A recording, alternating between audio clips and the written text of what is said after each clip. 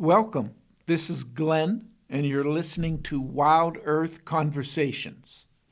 Wild Earth Conversations is about engaging thoughtful individuals in meaningful conversations that connect their interests and insights to the vision of a thriving and beautiful planet. My guest today is Harvey Locke. Harvey Locke is a global conservationist, co-founder of the Y2Y, or Yellowstone to Yukon initiative, and the Nature Needs Half movement. As a worldwide lecturer and consultant on large landscape conservation, he participates in numerous international symposiums, congresses, and forums on biodiversity and wilderness. Greetings, Harvey. Thank you, Glenn. Due to technical problems last month, we were not able to finish our interview. So thanks for coming back to respond to my remaining questions. Before I pick up where we left off, I would like to probe a little into a few things you said last time. Since I had the opportunity to listen to our first interview, and I recommend it to others because you said many valuable things. Last time, you politely corrected me for suggesting that the Y2Y initiative excludes grazing, mining, and logging from the landscape. Instead, you said that it includes protected areas within its landscape that exclude grazing, logging, mining, as well as dams, farming. Does this mean that the Y2Y plan protects half the landscape as wilderness, perhaps according to the international standards, while leaving the other half for things to occur so long as they are not destructive of the landscape? Yes, so the Yellowstone to Yukon Conservation Initiative's strategic goal, if you will, is to meet the global standard of protecting at least 30% of the Yellowstone to Yukon region in an interconnected way by 2030. But there's recognition that nature needs half, and that's no different in the Yellowstone to Yukon region. So I very much hope that we'll protect at least half of the Yellowstone to Yukon region from those activities. But let's be clear, we're not saying that those activities all need to be shut down if they're occurring now. The question is how we share the landscape with nature. And we know what nature's needs are, and so we have to be in a reciprocal relationship with nature and provide for what nature needs. And that's much more of the landscape than we've been allowing typically. And it's very odd that we even use the words like allowing as though nature wasn't the context for everything, which it is. We kind of need a shift where we understand that nature's needs meet human needs, and therefore nature's needs are essential for us to be successful as a species, along with all the other species. Mm-hmm. Do you have ideas or feelings about how much, what percentage of the Y2Y landscape should be wilderness, as understood by the 1964 Wilderness Act? Well, Wilderness 1964 style is one mechanism for protected areas. Internationally, there are 6 mechanisms recognized. Wilderness is called Category 1B, the U.S. style of wilderness. One of the increasing interests, and certainly on the Canadian side of the border, very important, is working with Indigenous peoples to create protected areas that are sometimes referred to as Indigenous protected and conserved areas with legal mechanisms that imply protection from the industrial development things that would degrade them. And those mechanisms can include national parks. They can include provincial or territorial parks. They can include wildlife refuges. They're unlikely to include 1964 U.S. Wilderness Act mechanisms because that mechanism does not apply in Canada. On the American side, the good news is you have the roadless rule, which, if it holds, and I certainly hope it does, is a very effective means of protecting those values. You have wilderness areas like the famous Bob Marshall Wilderness, which is a wonderful tool, the big wilderness areas in the Selway Bitterroot, which are wonderful tools. You also have Yellowstone and Glacier and Grand Teton National Parks, which are wonderful conservation tools. So it's not 1964-style wilderness or bust. It's protected areas that put nature first, that are the best choice for the job. And I might point out that on the American side, you also have a tribal wilderness in the Kootenay-Salish Reservation, the Kootenay-Salish Reservation in northwest Montana. You also have a tribal wilderness on the Wind River Reservation in Wyoming. Those are perfectly robust tools as well. So the ambition is to have the right tool for the job to achieve the purpose that is right for people and right for nature. Mm-hmm.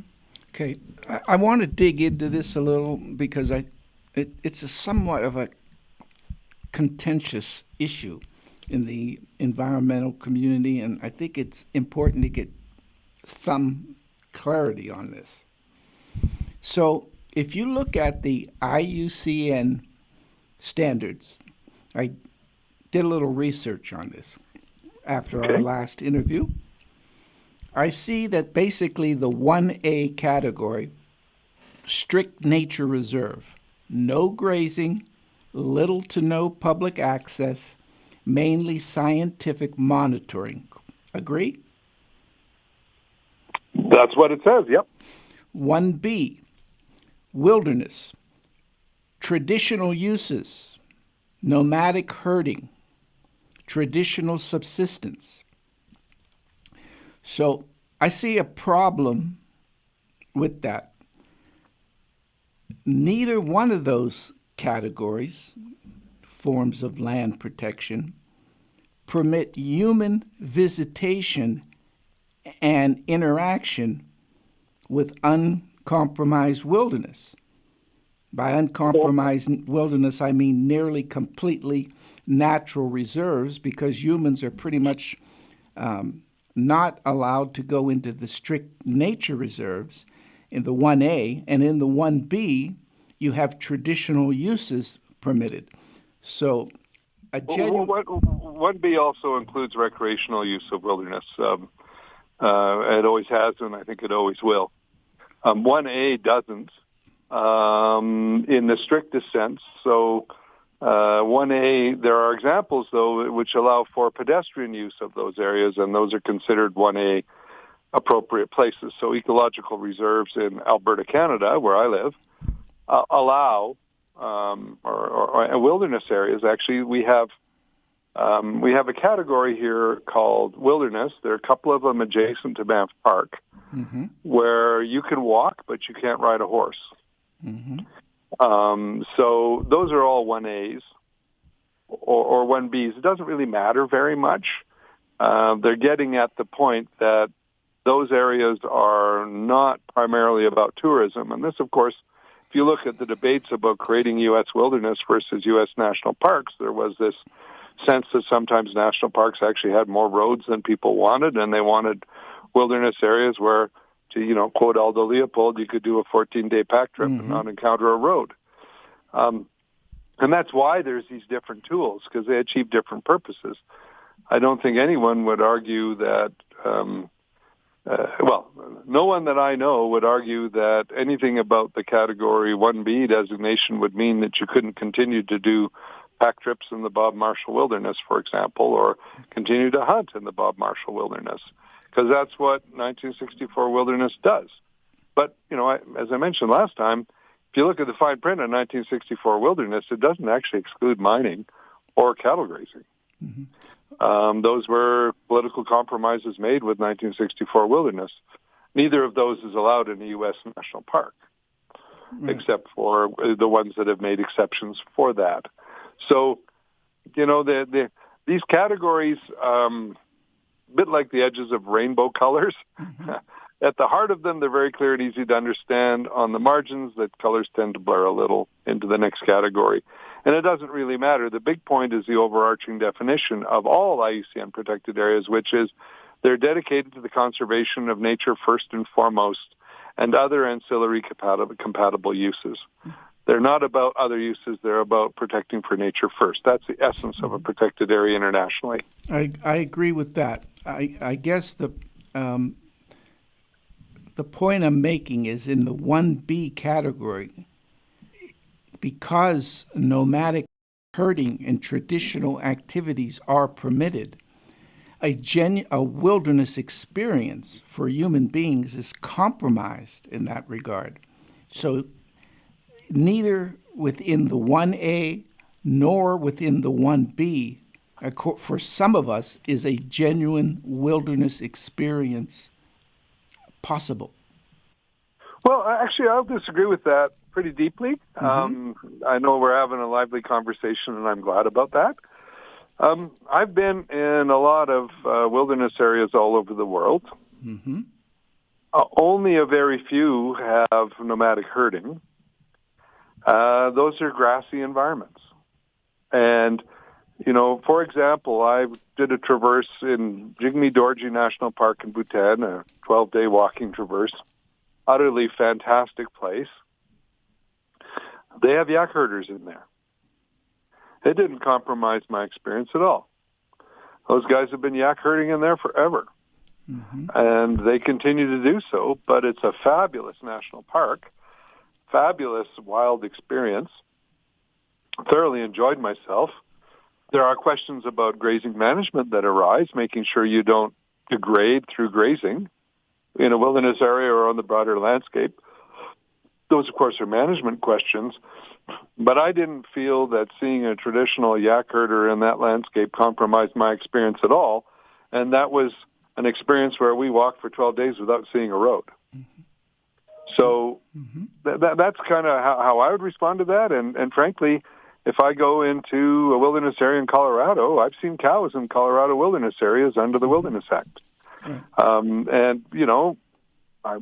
At a personal level, I might have preferred not to see them. As a person who understands the legislative framework that gave rise to the wonderful thing that is the 1964 Wilderness Act, that's a compromise that was made. And I think overall, nature's far better off for that compromise than if it was absolutely pure. And in many places, frankly, grazing isn't really a thing. It's only in places where there's grass. In forested areas or, doesn't really arise very much. I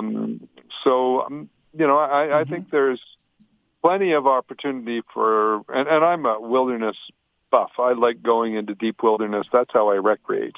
I go into deep wilderness. So I share your love and desire of wild places and untrammeled nature, if you will, which is the lovely poetic phrase in the 1964 Act. Okay, I'm going to come back to this again because to me this is just an important issue, and I'm sure you're aware that there are a number of people in the environmental communities that would disagree with what you said there. But let's set that aside for the moment and move on. Well, maybe what I can add to my comment, because I do understand what you're getting at. Okay.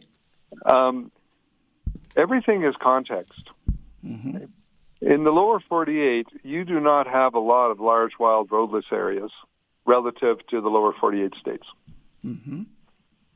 Having very high standards for wildness in those remaining areas that you do have makes a ton of sense. But I do point out that, in fact, your Wilderness Act already has this compromise embedded in it. And I think any conservationist would say the Wilderness Act has been good for nature, not bad for nature.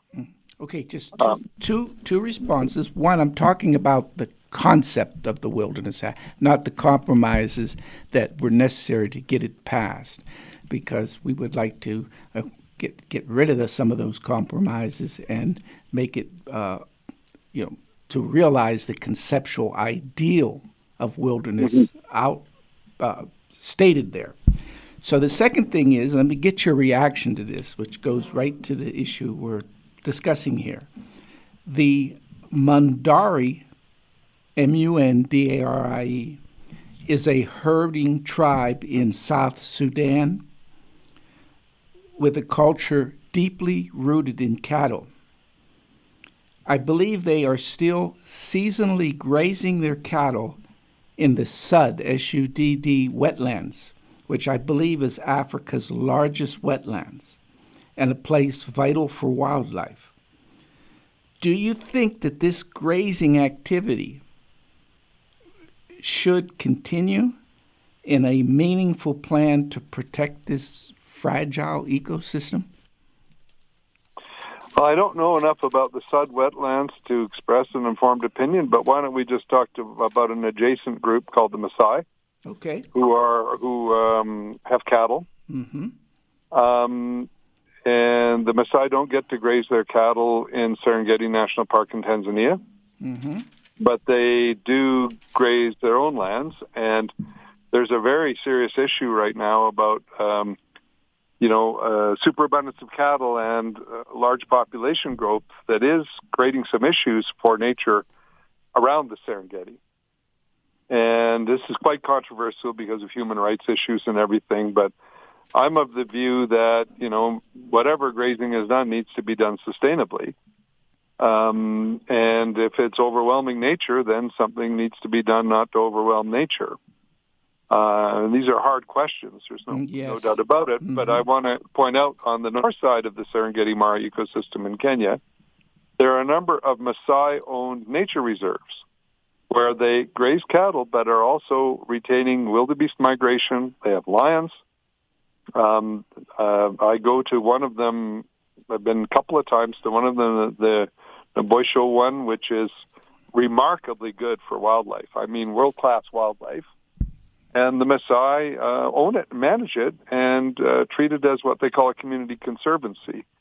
And so that innovation has been tremendously good for nature, and it's a very necessary part of the large Serengeti migration. So again, it's circumstantial, mm-hmm. and it's density of use. Do I believe there are places where, like the Serengeti, where cattle should not be? Yes, I do. Do I think that enormous volumes of cattle, just because they're managed by traditional people or a traditional ranch or anything, that cause harm to nature is okay because they're cattle? No, I don't. But I do think that we need to be circumstantially aware in every case of what makes sense. And mm-hmm. talking about the Maasai, I actually have direct personal knowledge of this one example where I think something very good is happening for nature on their land. Mm-hmm. Because they're managing it for nature, but they also graze their cattle in places on it. So, and their culture is very cattle-centric. Mm-hmm. Just like the American West has a cattle-centric culture. And, I'll disclose that I raised beef cattle as a kid and showed a 4-H calf in the Calgary Stampede. So I have some sympathy for that whole way of life that's associated with cattle, but I'm also a wilderness guy and don't want cows in streams. But I think we can walk down that road together rather than having it be a binary in many cases. I agree with you.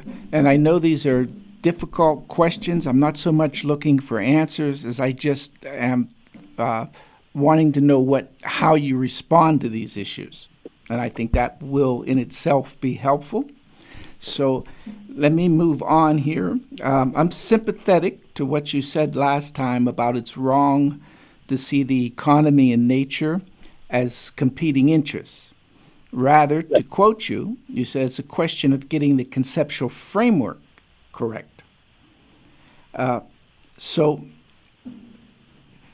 my understanding of the work of people like Michael Sully, Reed Noss, and others is that they believe 50% of the landscape needs to be wilderness as they define it, as they understand it, to sustain biodiversity. So, what do you say to that? Well, I've written on this topic with Reed Knott for publication, and I knew Michael Soule very well when he was with us. Michael was less focused on the half idea than he was about the importance of carnivores, core areas, and connectivity. Mm-hmm. He called them the 3 Cs. Reed was one of the first people I ever saw suggest that we needed to protect half the landscape for nature. Mm-hmm. I think he continues to believe that. We've written papers to that effect together. And incidentally, he's got a book coming out about his work and so on that I was pleased to contribute to. The essence of that is about thinking about nature's needs. It's not the word W wilderness capitalized as in 1964. It's the comments I was making earlier. It's about finding the right way to protect at least half of the world in a way that nature comes first. Mm-hmm. Okay. And so, one of the things about wilderness that I think has become, important, and I don't know if there's a book you've seen called the International Wilderness Law and Handbook, which was an effort to sort of get at all these meanings of wilderness in a kind of a legal way. That Cyril Kormos edited, published by the Wild Foundation. He and I wrote the opening chapter about kind of what wilderness means in a generalized sense as it relates to legislative approaches and what we're trying to get at.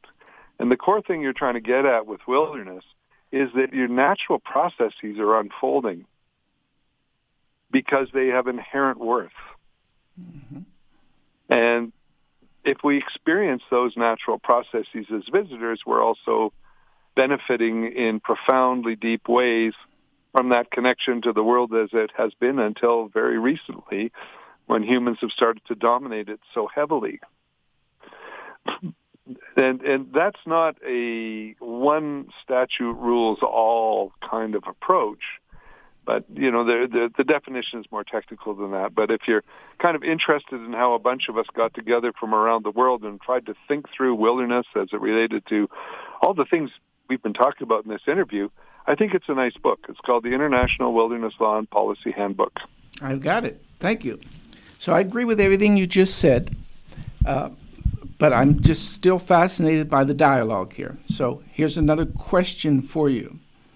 You said in our last interview that the 1964 Wilderness Act is a culturally specific statute.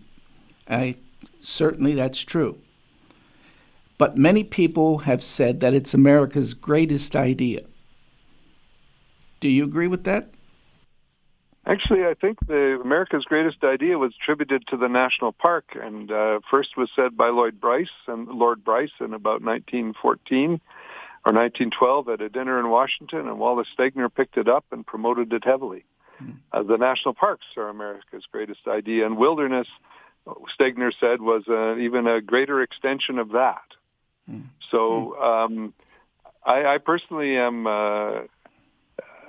I would say the most remarkable instrument that created in the United States that went global is the national park. Mm-hmm. Mm-hmm. It's the thing that is everywhere. The alpha and the omega for that is Yellowstone National Park. I live in the world's third oldest national park in Banff National Park in Canada. And I think the national park, because of all the things it represents, not just place, but culture, it represents... a commitment to future generations by statutory definition in the Canadian and American case. I think those are really powerful things that have really centered conservation. I think the idea of a wilderness area is known to those of us who care deeply about conservation. But I think if you walk down the street in any town in the USA and said, what's the most famous kind of land designation for nature you know of, they would say a national park 99 times out of 100. Okay, so let's go with that concept because it's very close and it's related very closely to a designated wilderness area. I think there are differences. I understand that, but in terms of my question, I think it would apply to both. Some people describe national parks and designated wilderness areas as a kind of environmental colonialism. Could you respond to that? Yeah, I think that's an extremely unhelpful characterization. Environmental colonialism, if we unpack that, there are a couple of layers that are at work there. The innovation of national parks and wilderness areas was one of the best things ever done in Western culture. It was a response to the landscape being overwhelmed by industrial society, by farming, by the degradation of natural systems. And it was a decision made that isn't what we should do everywhere. And I am fully supportive of it. Mm-hmm. The context in which these places were created was a time when, on your side of the border in the United States, there were, frankly, violent wars with indigenous peoples, the displacement of indigenous peoples, and I think it would be pretty hard to argue that there was unjust treatment of indigenous peoples. That was across society. It wasn't something inherent and specific to national parks or subsequent wilderness areas. Mm-hmm. It was a consequence of the behavior of the culture in relationship to the first peoples who were there. In our case, there was less violence, but there was still something similar happen. We did treaties, and these areas didn't allow for indigenous use. We're trying to come to grips with all that up here in Canada in some way that sort of atones for past sins but goes forward in some constructive way. But these words of environmental colonialism, these are pejoratives that have been created by a certain cadre of academics to try to discredit conservation, and I reject that absolutely. This postmodern approach, and I've written on this sort of postmodern deconstruction of nature and the serious successes that parks and wilderness areas have had for preserving large mammals in particular, for preserving wild rivers in particular, and the effort to discredit that, I think, is absolutely destructive. I once wrote a piece on this called Green Postmodernism and the Attempted Hijacking of Nature Conservation, because I feel so strongly about it, and I still do. This is not okay to tear down nature conservation because we will lose all the large mammals, and I'm talking about elephants, grizzly bears in the lower 48, I'm talking about elephants in Africa and in Asia, I'm talking about tigers, talking about orangutans. These things exist still among us because of these places, and I care deeply about them, lions too. And so I absolutely reject this sort of pejorative for nature conservation that has been generated by these postmodern academics. I agree with you. So I like the spirit of your vision for what you call a nature-positive future that wants to halt and reverse the loss of nature from a 2020 baseline, focused not so much on rolling back the clock as on saving the full range of species and natural processes to give us a stable world that is also good for people. But as you say, humans are narrative-driven creatures. So I personally think it's important to keep alive the story of Lewis and Clark traversing an American wilderness. I think we need this benchmark, and I think it is also part of the narrative for a better future. Do you agree with that? Well, I think what you might be getting at there is, when do you start the clock? Do you start it in 1807 when Lewis and Clark left Virginia, or do you start it in 2020? And I'll explain why we started the clock in 2020 for the Nature Needs Half movement, because that's when the last strategic plan for global strategic plan for biodiversity was expiring. Mm-hmm. And we needed to establish a baseline for what needs to get done in the next decade, which was let's stop the loss and start reversing it from that baseline. Mm-hmm. What your ultimate goal in the nature positive world is in 2050 is that humanity is living in harmony with nature. Species are recovered and abundant. We have natural processes on the landscape, which would get you more in the direction of a pre-2020 baseline. But the idea of a fixed baseline in time, you would know your national park history on this, what was called the Leopold Report in the 1960s, saying sort of manage parks to try to emulate the conditions that existed at the time of white people's arrival. Yeah. It's pretty hard in ecology to fix a point in time and manage for it. What I think you need to manage for is ecological integrity, all the ingredients being there, interacting in a dynamic way that generates the patterns that we see from time to time, rather than managing for one particular pattern at a fixed point in time. Okay. And I might say in my own family's case, my family came west in the 1870s when there were big buffalo herds on the Great Plains, when there were grizzly bears on the Great Plains, and there were 0 farms on the Great Plains. That's when my family arrived. And those are literally my family stories. My mother knew these people. I didn't. They were dead before I was born. But my mom knew them. And that's why I'm a big fan of, for example, bison reintroduction. And I'm a huge fan of wilderness, wildlife, and what I call the inconvenient species continuing to be among us, because I think that's the right way ethically for us to live. This is also, in my view, where we see a convergence with the interests of First Nations or Native Americans. Their cultures evolved with these species, and this is where we can find commonality, common ground, and common advancement, recognizing the knowledge systems that traditional indigenous people have, and their culture and their stories are all rooted in these species, if you take the plains, particularly in buffalo. And I see enormous opportunities for synergy working with indigenous peoples to keep the things that are important to their culture and their economy, their food supplies, their stories, all alive as we go forward. And we can do more in that direction. So it's not so much what Lewis and Clark recorded in their journals as what the conditions were through processes that gave rise to what Lewis and Clark saw that I think is really important. Mm-hmm. And I think we've overemphasized pattern at the expense of process in our understanding of the natural world. We try to sort of freeze frame something at a particular date and say that's good and anything else is bad. When you understand ecology, you actually understand that what you're seeing at the moment of that freeze frame is a result of the processes that were occurring on the landscape before you had that freeze frame.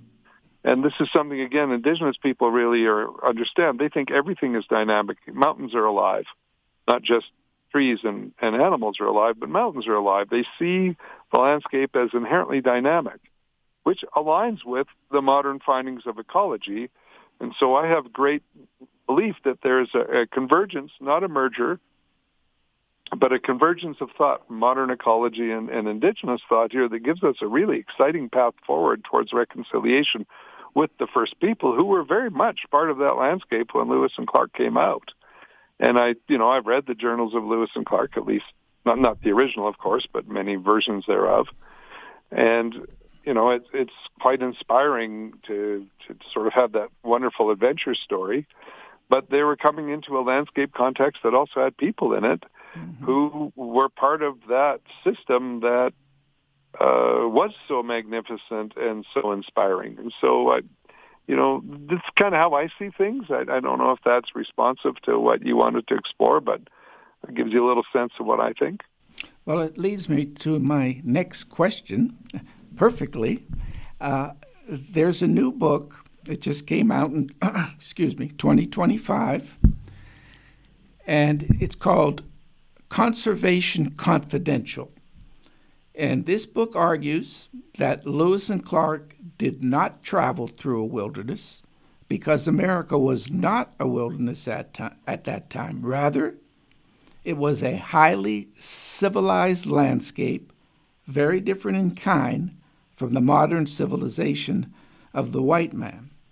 So I guess my question is, do you think that the Native Americans' use of fire, since this book relies quite heavily on this point, tamed or managed the landscape to the point where it would be incorrect to call it a wilderness? I'm really glad you asked this question, because this is an example of an overbroad assertion by someone who's trying to undermine conservation as it's actively practiced now. And I haven't read that book, but I know the argument. It goes like this. Because there were indigenous people in the landscape, there was no such thing as wilderness. Right. I know indigenous people who are extremely comfortable using the word wilderness. And this gets back to understand your context, my first point. In North America, there were indigenous people who practiced agriculture, corn, beans, and squash, very sophisticated agriculture, which was their primary diet that they would supplement with, for example, deer meat. This gave rise to complex cultures. These tended to be in alluvial soils, valley bottoms, by rivers. And unquestionably, that was here. Unquestionably, that's how those people lived. The Great Plains were not cultivated. People lived off the wild animals that were running around the Great Plains. And in the journals of the people who were here first, the people who were white, writing journals, they would comfortably talk about the people of the wilderness in relationship to indigenous peoples, because of course there were people there. But those people were having an impact by predation on other species, just the way wolves have an impact by predation on other species. They were living there in the landscape, practicing their cultures in ways that were entirely consistent with the idea of wilderness, if you get at the core of it, which is self-willed land. Mm-hmm. These old definitions of where wilderness comes from.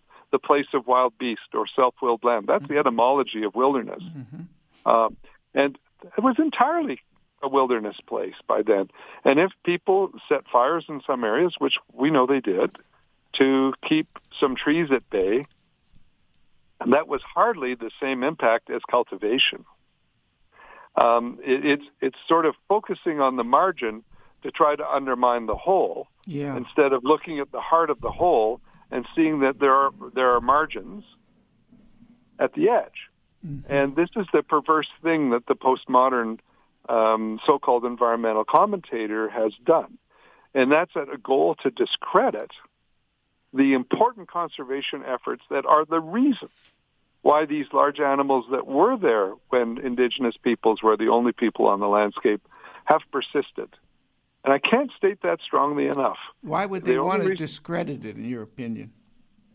Well, I think you've got to look at underlying a lot of the motivation around this debate is got to do with worldviews on sociology, not worldviews on the environment.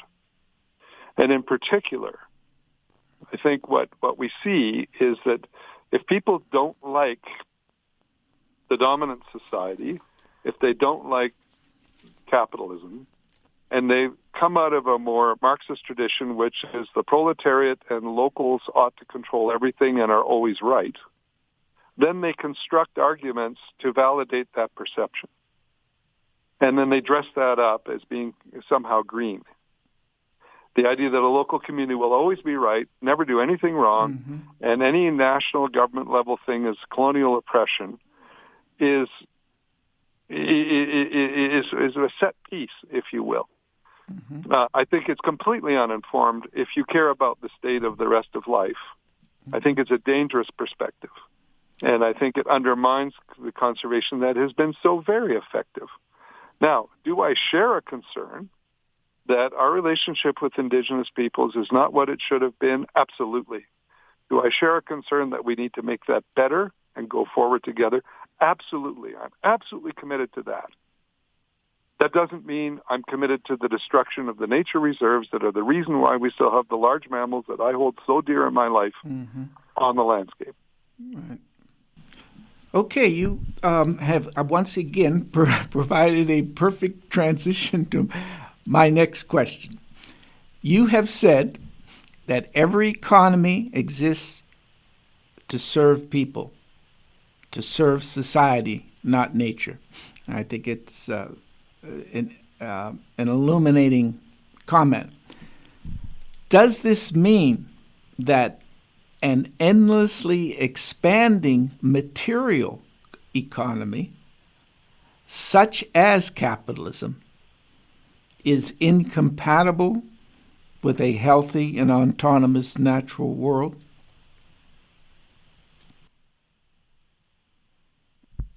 Let me unpack that. Okay. So the idea that the Earth is limitless and when we use this up, we'll go to the next planet is idiotic. It's just fully idiotic.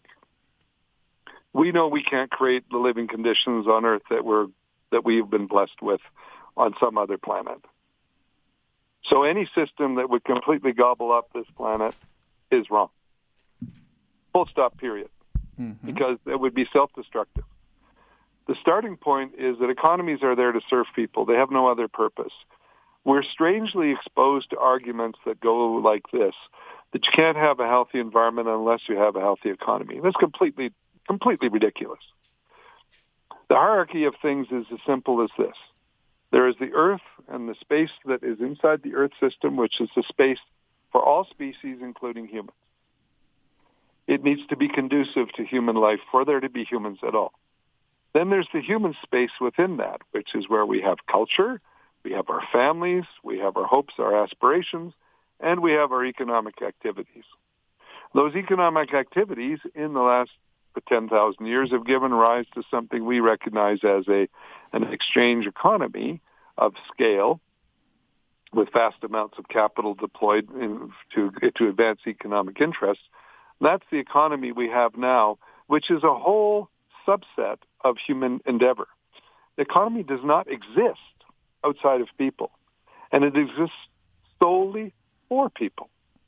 And the idea that it's a competing interest with this society and economy, which is the Sustainable Development Goal model, is also bonkers.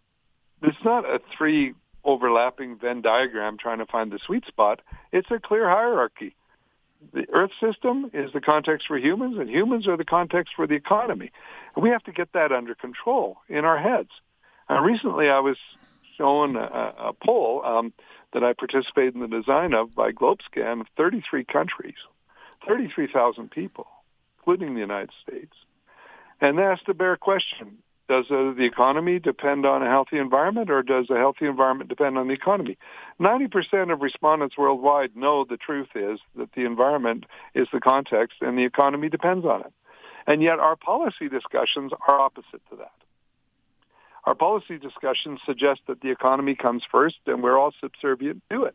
It's completely nuts, and it's time for us to reconceive that whole thing and figure out how the economy, and here we get to capitalism. Capitalism indisputably generates the most wealth for people, at least a lot of people, if not everyone, because it's left some people off the bus. But it's clearly the most efficient means we've come about to develop wealth. That's why the United States is the richest country the world has ever known by so many factors it's not funny. My country, Canada, is vastly wealthy for the same reasons. We live at a standard of living that Louis XIV could scarcely recognize. We're so much better off than he was, and he was the richest man in the world in his time. So this provided huge benefits to us, including, I'm 66, I'm speaking to you in largely full health. I can still walk a long distance in the wilderness and enjoy myself.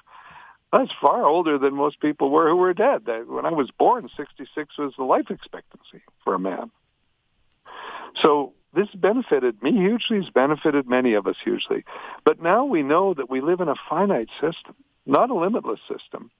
And a system that is infinitely consumptive of the finite system is by itself flawed. So capitalism kind of faces a choice in my view. It works really well, but in it are the seeds of its own destruction. Now, if capitalism is a good system, it will adjust, and it will stop doing that and perpetuate itself. If it's not a good system, it will drive itself off a cliff.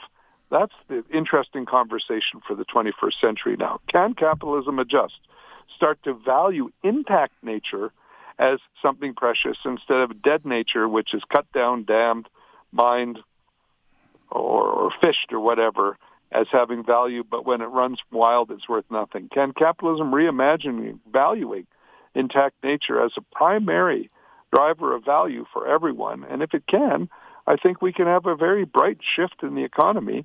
We don't have to abandon capitalism. We just have to get capitalism to perform in constructive ways, because we know that capitalism does generate a lot of wealth and a lot of choice for people. So I don't buy the idea that every system has baked into it a problem, and therefore we need to reject it for something we don't know what that rejection is. And, I like to say of Karl Marx, his diagnosis of how capitalism works was right, his cure was wrong. Because we know that socialism or communism practiced with, the approach that Marxists have taken is not a way to generate wealth either.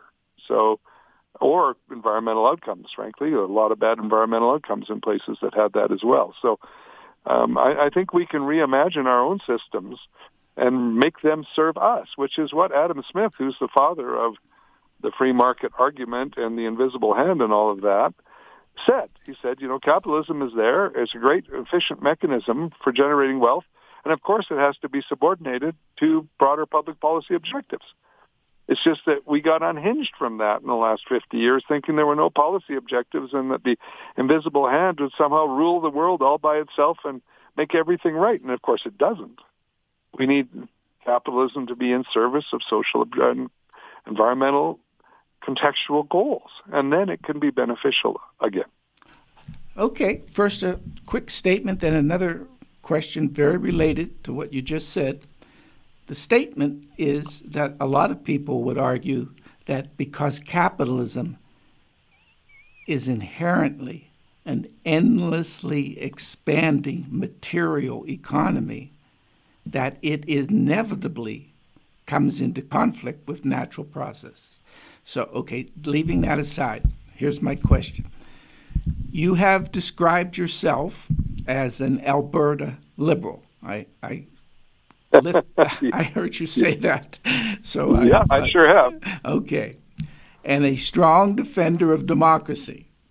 Do you think that socialism, with its idea of a socially planned economy for the common good, should be considered in the development of an alternative future society? No. Okay. I think what we know is that we can't plan with omniscience on the economy. And I think here an analogy to nature is a good one, going back to, if you plan for a fixed condition of nature, you will ultimately unravel the processes that need to keep nature dynamic and resilient and ever-evolving. I think that's what we've learned about economic activity, too. It needs to be dynamic. The interesting words that are used by economists like creative destruction, which means if something goes down, something else will dynamically arise to take its place. I think we see that system is extremely economically beneficial if fairly distributed, and there are issues there. Somehow we seem to have forgotten that getting taxes in the door to help public education, to generate a healthy, educated, and participants in a fulsome democracy is a virtue that should be also guarded. But I don't think that anybody I've ever met or anybody I've ever read about, and I read a lot about it, ever figured out how to plan an economy that would be resilient and enduring to all the uncertainties that arise in the face of economic activity. I think the dynamic evolutionary capacity of the economy to move in the hands of numerous actors roughly is analogous to nature, which needs to be dynamic and have numerous actors interacting to keep the earth healthy. So I think economic activity is best served when there is a lot of dynamic actors pursuing their goals in ways that couldn't be planned for or that arise in niches that weren't seen. Imagine if we'd had a planned economy that only large IBM computers would be allowed because they're under the state control. What a different world we live in now if there hadn't been some guys in garages in California and Washington saying, well, gee, maybe we can make things a lot smaller than an IBM computer and make them more dynamic. And now I'm talking to you on a cell phone up here from Canada, live with an interview with you in Colorado. Mm-hmm. Okay, obviously a very big subject, and I appreciate your comments on it. Here's another question for you. I believe you ran for political office. Are you a strong proponent of electoral politics as a way of promoting nature needs have? Oh, I'm a strong proponent of democratic politics as a way of achieving any objective, including recognizing nature's needs. What do you think would happen if someone ran for high political office today with the big idea that nature needs have as a key component of their campaign? Would you think such an effort would do more harm than good? Well, not at all. In Canada, the current government, the national government, ran on a platform of achieving the global goal of protecting 30% by 2030. Mm-hmm. The British Columbia government, which was reelected, did the same thing. Not at all. Okay. Not at all. Mm-hmm. I think one of our challenges is that we need positive things, positive visions to respond to alternate directions. We don't need critiques. We need visions. We need hope. Mm-hmm. We need dreams that we can make the world better. That's why I believe in a nature-positive world. That's why I believe in the Yellowstone to Yukon Conservation Initiative. That's why I believe in an educated citizenry with health care and a full and robust democracy. That's why I believe in dynamic economic activity. I think all those things can come together in a hopeful scenario for the future. But I think they need a story.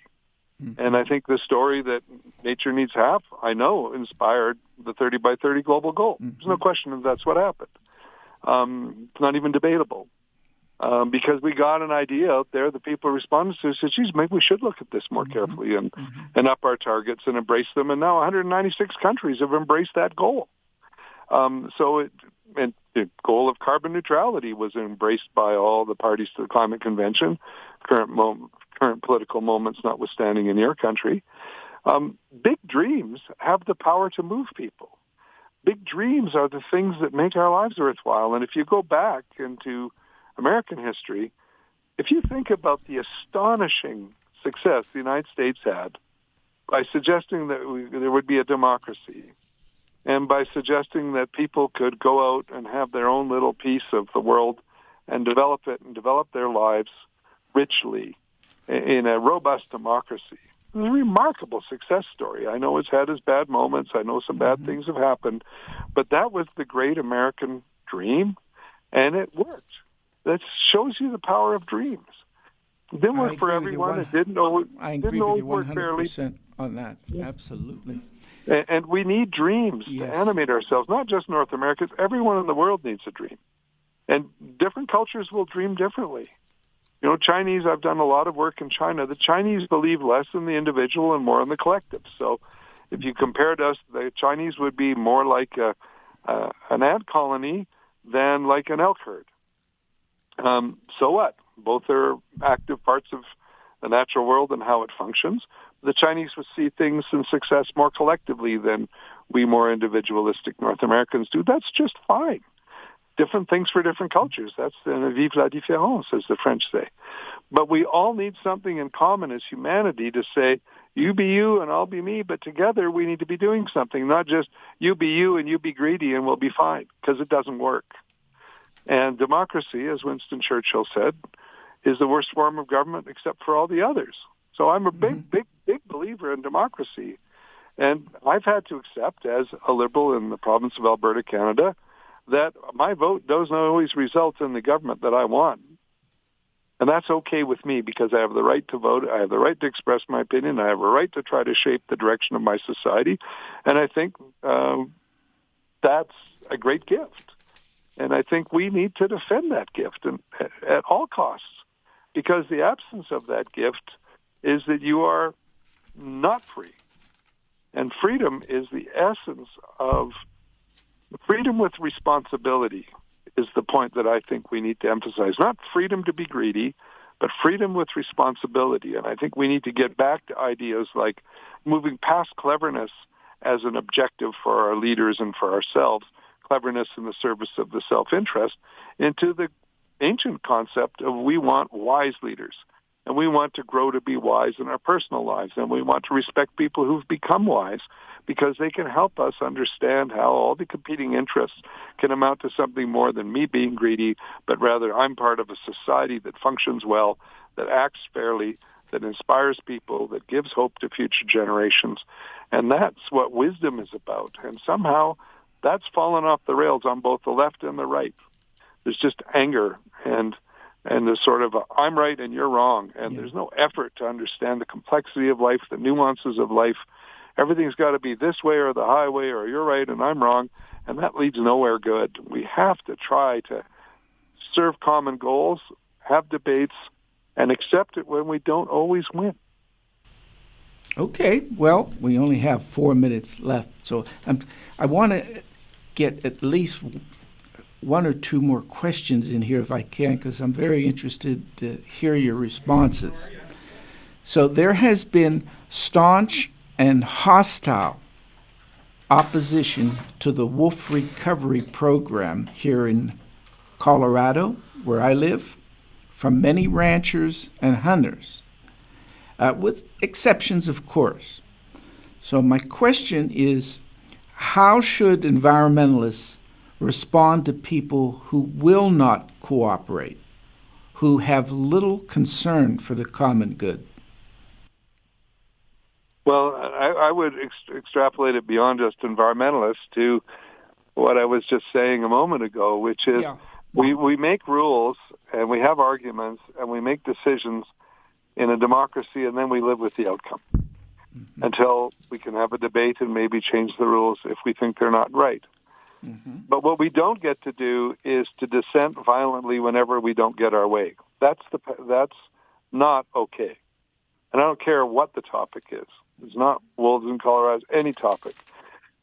I've lost plenty of public policy arguments, and I go along with the outcome because I need to have a functional society. And we've got to get that spirit back in all of our public policy in North America, in my view, not just on the topic of wildlife, but on every topic. You know, you have robust debates. You make a decision. You live with the decision. If you need to adjust the decision after living with it through time for good reasons, then you adjust it.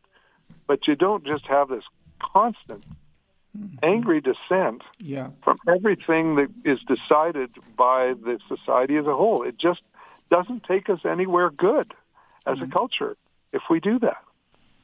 Yes, you're right. I hope you'll come back another time. I still have about 10 or 12 questions here. I'm going to make a short concluding statement here before I turn it over to you. I wanted to talk to you about Bhutan and a variety of other things here, so I didn't get to that. So let me say that we need a Y2Y plan on a global scale. Since, as you have said, quote, if it ain't protected, it's going to go. And as you have also said, the greater the scale of protection, the more enduring it is. And as you continuously stress, there is an undeniable correlation between the survival of large mammals and large parks, and this is true on all continents. We need to move the protection of the earth to 50% from what it is now, which is roughly 15% for land and about 10% for oceans. So I just want to thank you for an interview that has been not only informative and insightful, but challenging and enjoyable. So I give you the last word. Well, thank you, Glenn. It's always a pleasure when you're being interviewed when someone works as hard to prepare as you did on the question side. Thank you. And I've enjoyed our exchange. Thanks for letting me share my sort of deeper philosophical thoughts as well as my more sort of applied thoughts. And, of course, this interview has been sort of in my personal capacity, giving you how I see the world as a 66-year-old man in this fascinating moment in the 21st century.